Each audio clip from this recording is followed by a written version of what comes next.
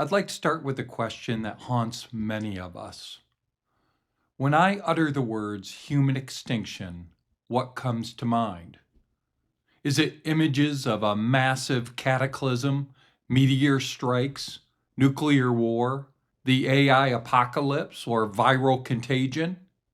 I would certainly understand why.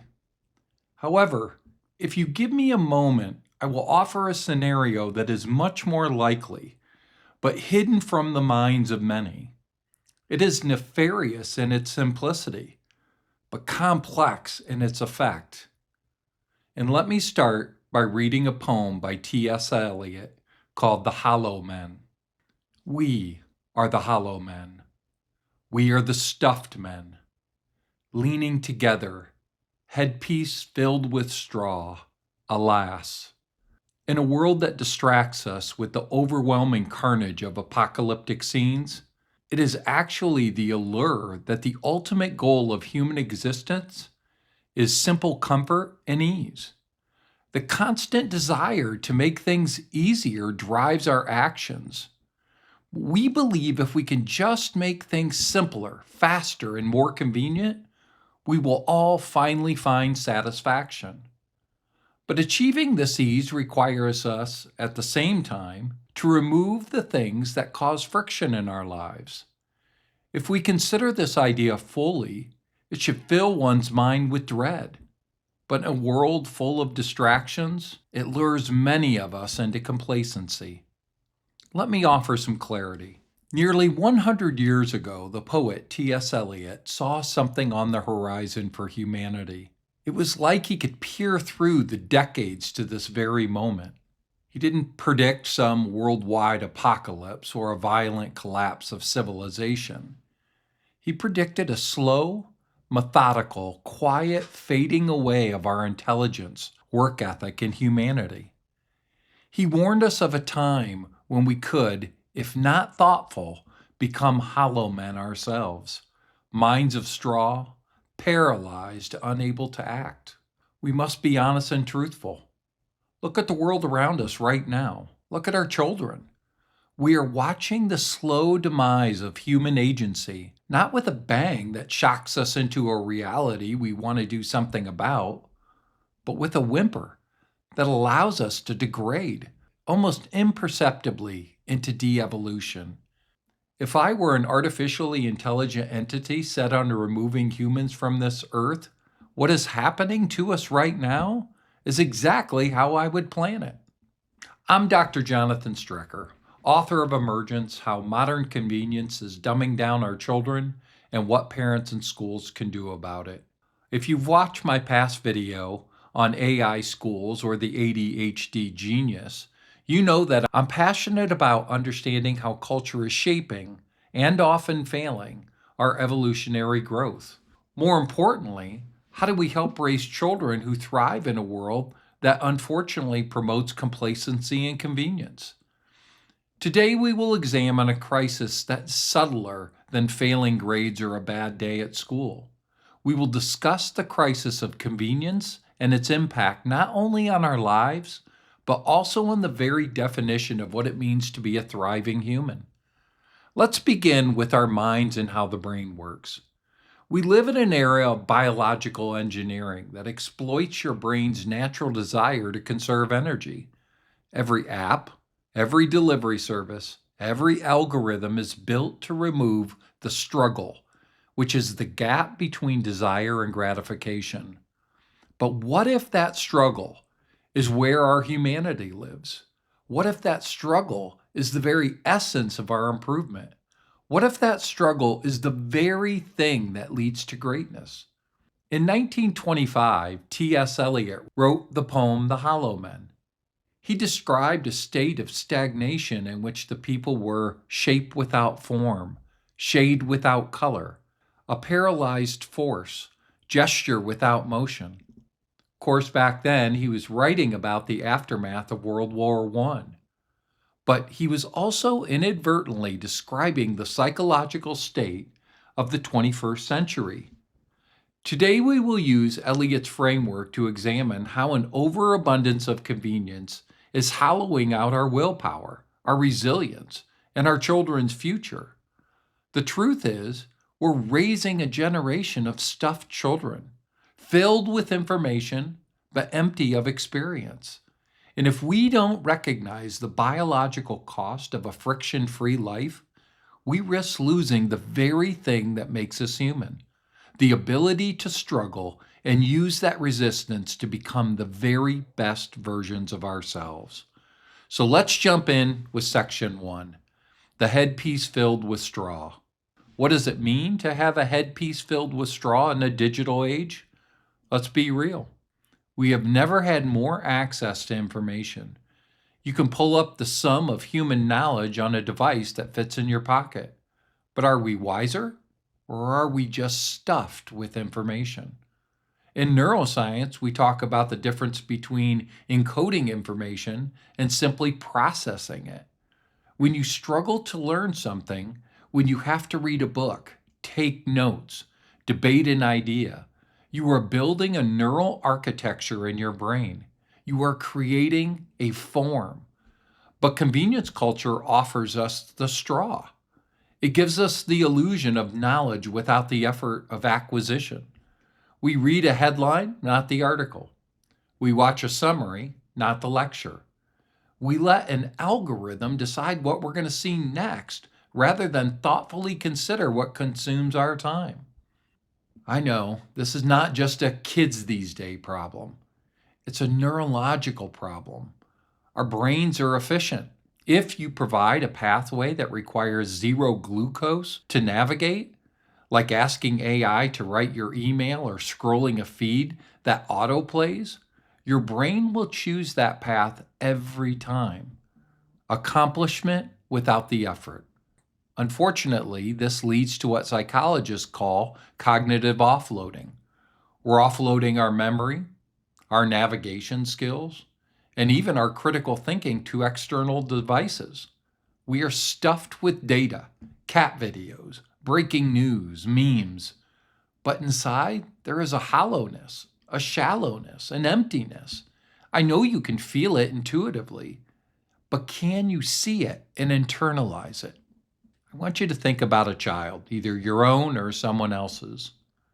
When they consume content passively, they are becoming stuffed men. They are filled with other people's ideas, other people's creativity, and other people's lives.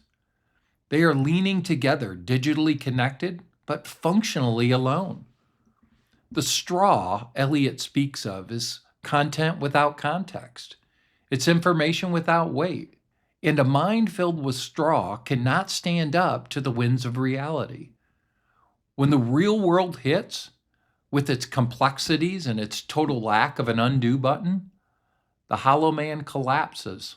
Isolation and anxiety fill that space, and that is exactly what we're seeing in our young people. Let's jump into section 2, the paralyzed force, the atrophy of will. This brings us to Eliot's most haunting line, paralyzed force, gesture without motion. This is the paradox of our time. We have more power at our fingertips than any king in history, yet we feel more paralyzed than ever. Why? Because convenience is the enemy of willpower. We need to reframe how we view struggle. In our modern parenting and educational philosophy, we often view struggle as a sign of failure. If a child is frustrated, we intervene. If a task is hard, we find a hack. If we're bored, we grab the phone. But willpower is like a muscle. It requires resistance to grow. Small micro tears that rebuild into a stronger, more durable muscle. When you remove all the friction from your life, when food appears at the door, when entertainment is instant, when that thermostat is always set at 72 degrees, you're putting your willpower in a cast. You are creating the paralyzed force Eliot talks about. I know many adults I talk to feel this. You have big dreams. You want to write a book, start a business, get in shape. You have the gesture, the potential, but you are stuck in gesture without motion. You buy the running shoes, the gesture, but you don't run, the motion. You buy the journal, the gesture, but you don't write in it, the motion. Why? Because the act requires friction, and you have been conditioned by a $1 trillion economy to view friction as the problem to be solved, rather than the necessary component of growth. There is a concept in psychology called learned helplessness. It occurs when a subject learns that their actions have no immediate effect on the outcome, so they stop trying. However, it's not the day of effort, but rather the weeks, months, and years that make the difference. Convenience culture creates a subtle variant of this, learned passivity. We learn that we don't need to act to get the reward. In the past, if you wanted that dopamine hit of a sweet taste, you had to climb a tree or hunt for berries. Now you press the button or just go to the store. The reward comes without effort. This uncouples the dopamine reward system from the effort required to achieve it. It rewires the basal ganglia. It teaches the brain that effort is unnecessary. So when you face a situation that requires effort, like saving a marriage or raising a difficult child or mastering a complex skill, you freeze. You have the shape of a man, but not the force to become your best self. And that takes us to section 3, the shadow falls. This is the gap between idea and reality. In section 3, and the core of Eliot's poem, The Shadow, Eliot writes, between the idea and the reality, between the motion and the act, falls the shadow. What is the shadow? In 1925, it might have been despair or existential dread. Today, the shadow is the interface. The shadow is the screen. The shadow is the algorithm that intercepts your gesture and sells it back to you like a finished product. We live with that shadow. We have the idea of being good parents, but in reality, we're scrolling while our kids play at the park. We have the idea of connection, but the reality is the incoming text message. The shadow is where procrastination lives, and convenience feeds this shadow. Think about the frictionless life. We were told that removing friction saves time. But what do we do with our saved time? Do we write poetry? Do we contemplate the stars? No. We consume more convenience. When we remove the friction between a desire and its fulfillment, we eliminate the process. And the process is where life happens. I want you to think about your child's tolerance for boredom. Boredom is the friction that precedes creativity. It is the darkness that forces the mind to generate its own light. But when you hand your child a tablet the second they whine in a restaurant, we are artificially removing the darkness. We are blinding them with the blue digital light so they never have to learn how to navigate in the dark. Daniel Goleman's research suggests that emotional intelligence, self-regulation, motivation, empathy is all built in these gaps. It's built in the moments where we want something, but we can't have it. It's built into the delay. When we destroy the delay, we destroy the development of the self. We become shape without form. We become consumers of reality rather than creators of it. So what do? Well, let's go on to section 4, reclaiming the fire. Let's break the cycle. So how do we stop the demise? How do we ensure we don't end with a whimper? The problem is in your willingness to live a frictionless life. But here's the good news. You can opt out. We have to stop waiting for tech companies to make their products less addictive. It's not going to happen. So here are the things you can do. 3 things. 1, reintroduce friction. First, you must intentionally reintroduce friction into your life and into your child's life. If you want to watch a movie, make it an event at home, not a default. If you want to eat, cook it as a family. For your children, this means allowing them to be bored in the process. It means allowing them to struggle with a puzzle, a math problem, or a social conflict without immediately intervening. Number 2, focus on production over consumption. The hollow men were consumers. They are stuffed. The complete human is a creator. Praise your children for not what they know, the straw, but for what they do, the motion, the action. Did they build something? Did they write something? Did they solve a problem using their own resources? The third and a most important element is embrace the darkness. Understand that the gap between your idea and reality is supposed to be hard to cross. That difficulty is not a sign that something is wrong. It is a sign that you're doing something real. Feel free to add to this thought process in the comments. Challenge your family to reconsider convenience. So let's conclude.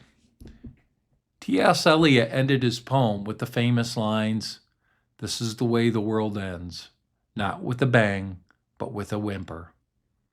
A whimper is the sound of resignation. It is the sound of a creature that has given up the will to fight.